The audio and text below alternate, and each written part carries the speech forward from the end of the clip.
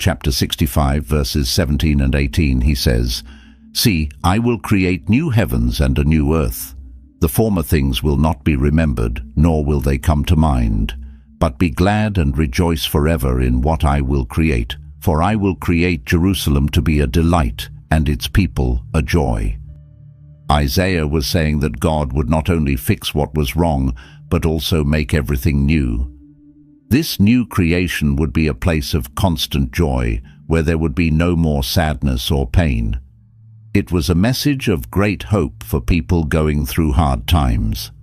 A very important part of Isaiah's messages of hope were his words of comfort for the people who would one day be taken into exile. Even before that happened, God was already preparing words of consolation through Isaiah. In chapter 40, one of the most famous chapters of the book, Isaiah begins with beautiful words of comfort. In verses 1 and 2 he says, "Comfort, comfort my people, says your God. Speak tenderly to Jerusalem, and proclaim to her that her hard service has been completed, that her sin has been paid for, that she has received from the Lord's hand double for all her sins." These words were like a hug from God for people who would be far from home and feeling abandoned. God was saying that he had not forgotten them and that their time of difficulty would come to an end. Isaiah continues in chapter 40 with words that show God's power and care. In verse 11 he says, "He tends his flock like a shepherd. He gathers the lambs in his arms and carries them close to his heart. He gently leads those that have young." This image of God as a gentle shepherd was very comforting for the people.